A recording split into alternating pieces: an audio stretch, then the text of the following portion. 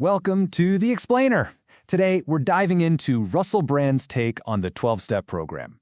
But here's the thing, this is the 12-step program for everyone. Anyone who's struggling with any kind of compulsive behavior, whether it's addiction, anxiety, or even just our relationship with our phones.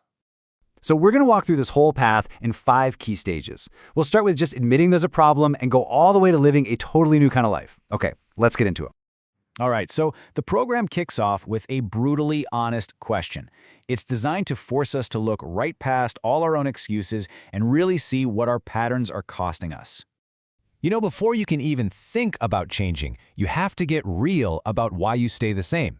Every single behavior has some kind of payoff, right? It might be comfort or distraction or just avoiding something you're scared of. The first step is to name it, because that's the hidden engine keeping you stuck. Okay, now we flip that coin. This question forces you to look into the future and really confront the long-term price tag of doing nothing. It's a powerful trick, really, to make those fuzzy, far-off consequences feel super real right now. And this is where it gets bigger than just you. See, our compulsive behaviors love to live in this little illusion that they only affect us. This question just shatters that idea by making you take an honest look at the ripples you're causing in your most important relationships. So this is the bottom line of step 1. After you've faced the secret perks, the future pain, and the harm you're causing others, are you finally ready? And we're not talking about just wishing things were different. We're talking about a real willingness to actually start the work. Okay, so once we admit our own plan just isn't cutting it, the next phase is all about finding a new one, a plan that comes from somewhere outside of our own head. Now, this is a huge psychological shift, and it doesn't have to be about religion at all. It's really just about humility, about accepting that your best thinking is what got you here. So to get somewhere else, you've got to tap into a new perspective, some other source of wisdom. And step 3 takes that idea and really runs with it. It asks if we can finally surrender that voice in our head, that constant loop of fears and desires and plans, and just become truly open to some guidance from that new perspective we've just defined. What's so great about this is how it breaks down all the specific areas of life where our old, self-centered plan is causing all the pain. These aren't just vague ideas, these are the actual categories we're going to use to map out our past behaviors. It really sets the stage for the work that's coming up. All right, this is where the gloves come off. This is the real work. We're about to take a hard, honest look at ourselves, our patterns, and our past. And the goal here is just to observe, not to justify. So step 4 is a written inventory, and the psychological power of this is just immense. By writing down who you resent and why, you're basically taking all that chaos out of your head and putting it on paper. But that final column, my part, that is the absolute game changer. It's designed to shift your focus from blaming everybody else to finally understanding your own role in the mess. Then comes step 5. You take that whole inventory you just wrote and you share it out loud with another human being. The point of this blunt instruction is to break the cycle of shame. See, secrecy is what gives our patterns their power. Speaking them out loud to someone you trust starts to make them disappear. So after seeing all your patterns laid out so clearly in that inventory, step 6 hits you with a really profound question. Now that you know exactly what the problem is, are you actually willing to let it go?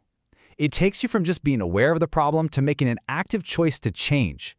And step 7, well, that's where you put your money where your mouth is. It's the moment of action. It's the commitment to that choice you just made, where you humbly ask that higher power you've defined to please remove these shortcomings. This is the real turning point from analyzing the past to actively building a new future. Okay, so we've done all this deep, inward-looking work and committed to change. Now, the whole journey pivots outward. This next part is all about cleaning up the wreckage of the past and taking real, concrete responsibility for our actions. Step 8 is all about prep work. It's super methodical.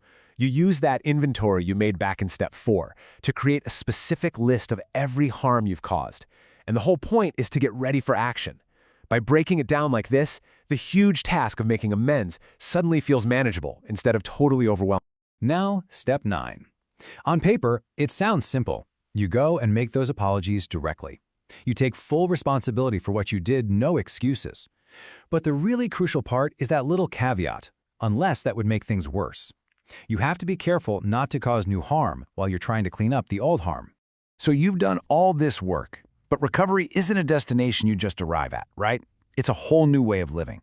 These final steps are all about how you maintain this change and make it part of your daily life, turning that one moment of clarity into a lifetime of practice. Think of step 10 as your daily tune-up. It's basically an ongoing personal inventory. You're committed to watching out for those same old patterns: selfishness, dishonesty, fear. And the key is, when you spot them, you admit it right away and get back on track. Step 11 is all about keeping that line of communication open with that power greater than yourself, however you define it. Maybe it's meditation or prayer or just spending time in nature. The whole goal is to consciously feed that new perspective so you don't just slip back into your old, isolated way of thinking. And finally, we arrive at step 12. After having this profound change in how you see the world because of these steps, you now carry the message to others. The transformation really becomes permanent when you start to help someone else. It gives you purpose, and it locks in your own recovery. And this, right here, this is what the entire program has been building towards. It's a daily choice. The final question isn't just about your own freedom anymore.